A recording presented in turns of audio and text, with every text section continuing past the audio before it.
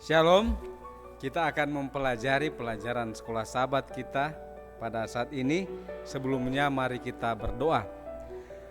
Bapa di sorga, urapi hambamu dengan kuasa Roh Kudus-Mu supaya boleh menyampaikan ringkasan sekolah sahabat pada saat ini. Ampun dosa kami, dalam nama Yesus Juru Selamat kami, amin.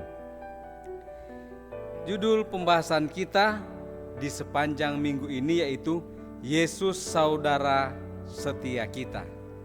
Dan kemarin kita boleh mempelajari tentang saudara sebagai penebus. Dan sekarang ini Senin 17 Januari judulnya yaitu tidak malu menyebut mereka saudara. Yesus tidak malu menyebut mereka adalah seluruh orang-orang yang menerima Dia sebagai juru selamat adalah saudara. Makanya dalam kitab Ibrani 2 ayat 11 mengatakan bahwa Yesus tidak malu menyebut kita saudaranya. Meskipun Yesus Dia bersatu dengan Allah, maka Yesus merangkul kita sebagai bagian daripada keluarga Allah.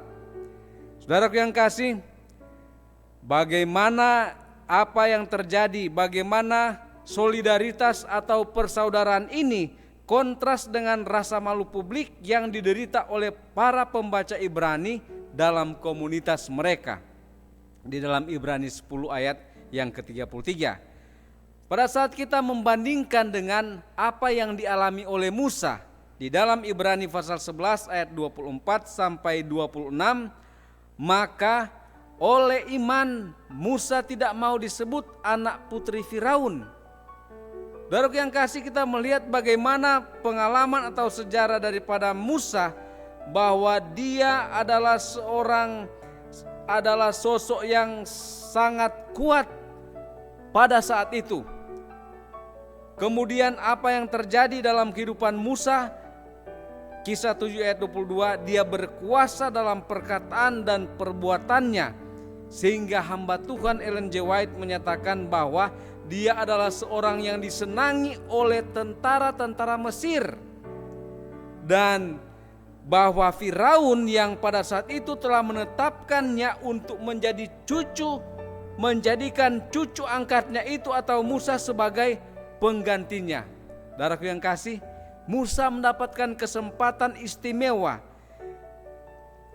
Dia meninggalkan semua hak istimewa ketika dia memilih untuk menjadikan dirinya atau dia menyamakan dirinya dengan orang-orang Israel, bangsa budak tanpa pendidikan dan kekuasaan. Akhirnya Musa memilih menderita daripada ketenaran. Nah, begitu pula apa yang dialami oleh Yesus. Dia menjadi saudara kita. Nah, di saat yang sama di dalam buku Matius 10 ayat 32 dan 33 di sana dikatakan bahwa apa yang Tuhan minta dari kita, siapa yang mengakui aku di depan manusia, aku juga akan mengakui dia di hadapan Bapa dan malaikat-malaikatnya. Saudaraku yang kasih, kemudian di dalam 2 Timotius 1 ayat 8 dan 12 dikatakan bahwa aku tidak malu karena Injil. Kemudian Rasul Paulus dia menyatakan bahwa karena kepada siapa aku percaya. Saudaraku yang kekasih, terkadang apa yang dialami oleh kehidupan kita, terkadang kita malu untuk menyatakan Injil kepada sesama. Pada saat kita mengalami penderitaan seperti yang dialami oleh orang-orang Ibrani pada waktu itu, dikatakan akhirnya mereka menghina dia, menghinanya di muka umum, gantinya menghormati Tuhan. Saudaraku yang kasih, bagaimana cara kita menghina Tuhan di muka umum? Lewat perilaku kita, lewat kehidupan kita yang tidak selaras dengan kehidupan Tuhan. Perkataan kita yang menyakitkan, perbuatan kita yang tidak sesuai dengan perintah Tuhan, kita sama seperti menyakiti Tuhan di depan umum. Kalau kita mau menghormati Tuhan, maka kita harus berpegang teguh kepada pengakuan iman pengharapan kita di dalam Tuhan. Allah ingin kita mengenali Yesus sebagai Tuhan dan saudara kita, sebagai penebus kita. Yesus telah membayar hutang kita sebagai saudara kita. Yesus telah menunjukkan kepada kita cara hidup agar kita boleh menjadi serupa dengan gambarnya, supaya ia, anaknya itu atau Yesus, menjadi sulung di antara banyak saudara. Saudaraku yang kekasih, Yesus tidak malu menyebut saudara dan saya sebagai saudara. Yesus adalah saudara tertua. Dia sudah mengalami pengalaman yang kita alami. Apapun untuk keselamatan, Yesus rela.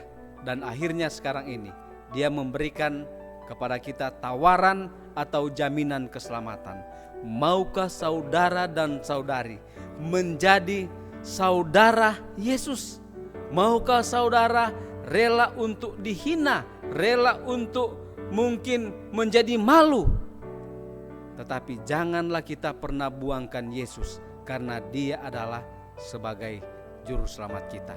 Tanpa Yesus kita tidak bisa melakukan apa-apa. Tapi bersama dengan Yesus, walaupun melalui penderitaan, maka kita akan mendapatkan kemenangan. Kiranya Tuhan memberkati kita dalam nama Yesus. Amin.